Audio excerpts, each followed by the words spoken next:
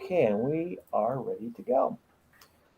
So tonight is the topic 7, time and temperature. It'll be, like I said, a much shorter lecture and get an opportunity to kind of refamiliarize yourself with some concepts you've probably seen before. But it's always good to review stuff. Yeah. Yeah, good deal. Okay, so here is a thermometer that is scaled in both Celsius and Fahrenheit. My screen doesn't have it displayed. Oh, you're right. I did not get that. Thank you. Let's get that. There we go. Mhm. Okay, so let's start over. We can get too far. So there is that thermometer with both Celsius on the left and Fahrenheit on the right. The Celsius scale is running from 0 to 100 degrees. And the Fahrenheit scale is running from 32 to 212. And do you happen to know what 32 degrees Fahrenheit and 212 degrees Fahrenheit are indicative of? The freezing point and the boiling point. Of water at sea level. Right, exactly. And then Celsius is, of course, 0 to 100. So obviously, you get more like 1.8 degrees Celsius for every degrees of Fahrenheit, is how it works out. Okay. And let's see, I'm wondering if my calculator here. Let's see volume. No, no, does not do Celsius and Fahrenheit. So there are the gentlemen who invented the Celsius and Fahrenheit scales. Just a little bit of history. So first thing we'll practice is converting Celsius to Fahrenheit. So you want to have this, and this is also on the top of your homework for topic 7. Mm-hmm. Plus 32 is equal to degrees Fahrenheit. So if you're given 120 degrees Celsius, what is that equivalent to in degrees Fahrenheit? Okay, so just kind of looking at it, you know that 100 degrees Celsius is the boiling point of water. So you know it's going to be somewhere north of 212. But how Yeah. much more than 212? We'll find out. So just plug that in to your equation. Degrees Fahrenheit, and then it's just a matter of working through your calculations using PEMDAS. So 216 plus 32 equals 248 degrees Fahrenheit. Right? Okay. Not too bad. No. And then let's see, Celsius to Fahrenheit. I don't find that one a terribly interesting number, but you do the same thing, but you'll get some more practice on these. Yeah. So if you want to convert from Fahrenheit to Celsius, you do a very similar looking, but different equation. So Fahrenheit minus 32 divided by 1.8 is equal to degrees Celsius. And this is the equation that you'll need, and this is the equation that you will need. Yeah. They look, like you said, similar. It's just the Fahrenheit's flipped around, the And Celsius degrees are switched. So it is bringing back that memory. yes, yeah, exactly. So I would recommend, in your textbook, yeah, that page where the conversions are, Mm-hmm. if you just jot these two formulas down in there, then you'll have them all in one place for your test coming up. Okay. I don't think those are in there currently, so you can go ahead and write those in there. Okay. So let's do a quick conversion of Fahrenheit to Celsius. So I have 102 degrees minus 32 divided by 1.8 is equal to your degrees Celsius. So using PEMDAS, subtract 32 from 102. We'll get 70. We will divide that by 1.8. We'll go 38 point, and then I'll just round up to the nearest tenth. Degrees Celsius is the answer. Case. Okay, yeah, this is starting to ring a bell. Okay, good. Always good to end strong with something that you absolutely know how to do. So there's confirmation. So now here is an interesting number. So 98.6 is standard normal temperature for an adult human being, right? Yes.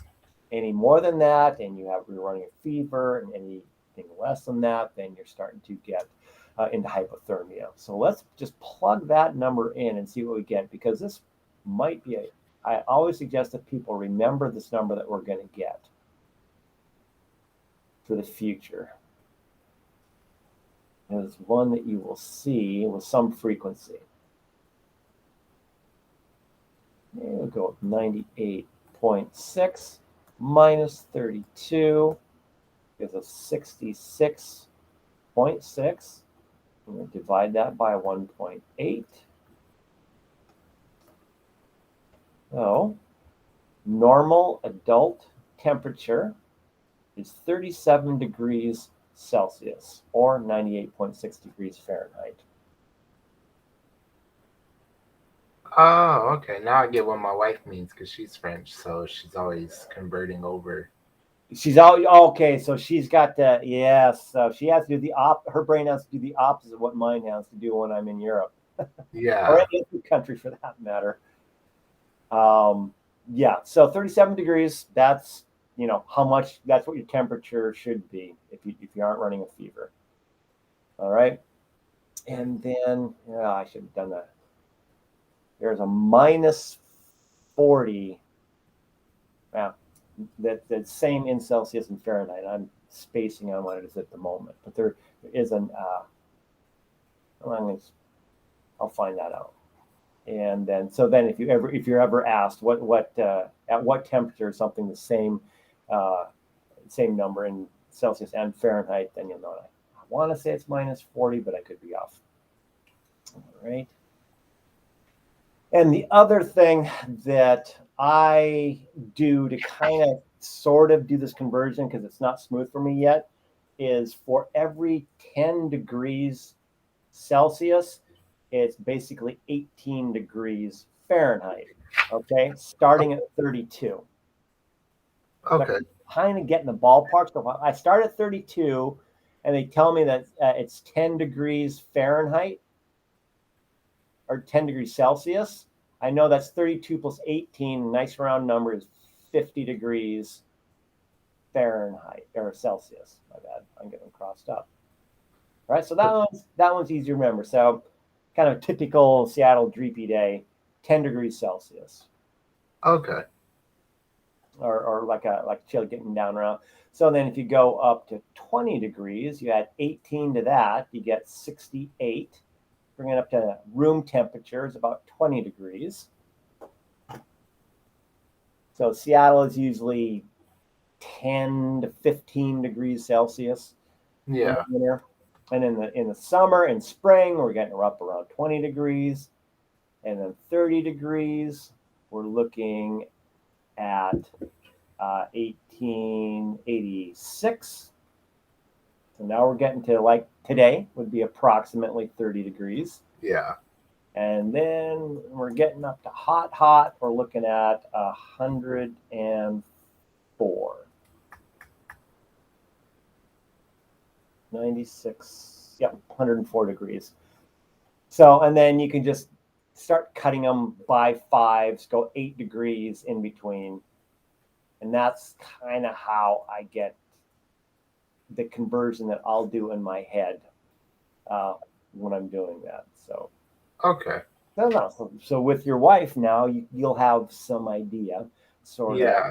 what. I got the gist of what she would mean, but I couldn't really like piece the connections together. But now I see it a little more.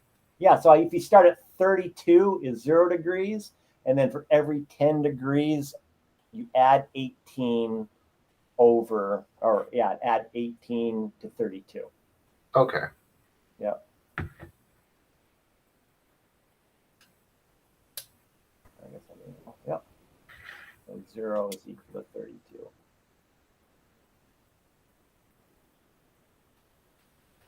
Okay. And yeah, actually Fahrenheit. That should be Fahrenheit.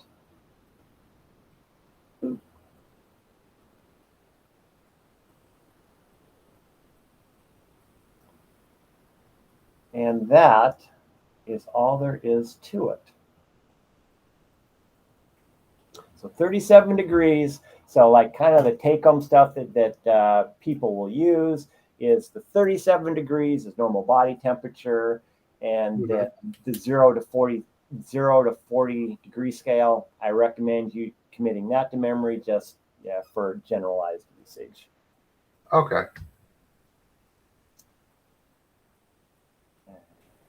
So military time.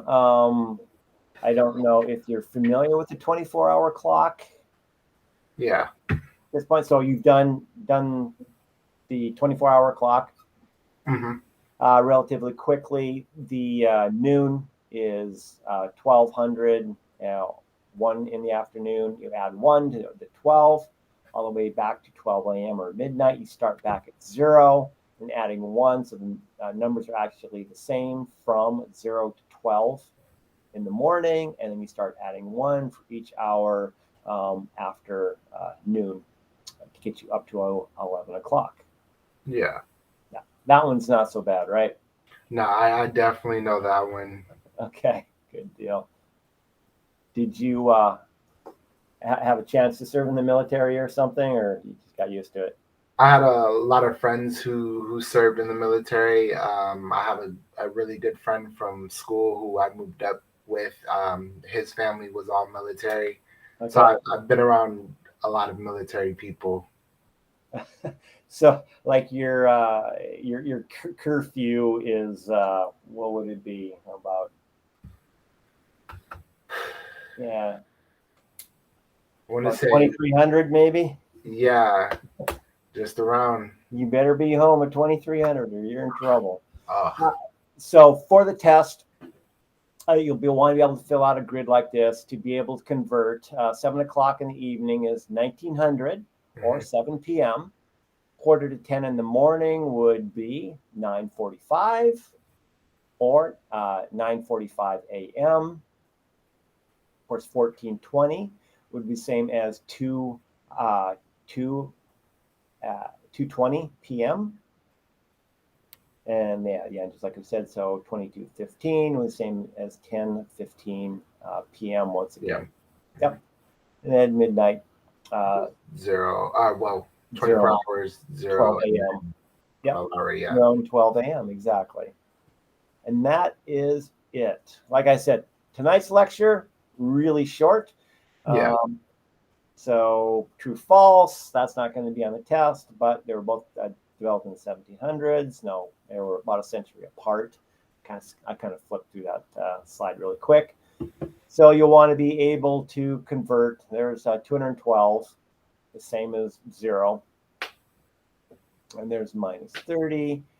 Be able to convert standard time from 1825, right? 625, and then 4:50 p.m. would be 1650. 6:50. Yeah. Okay, great. And that is it. Let me turn that off. Do you have any questions about that?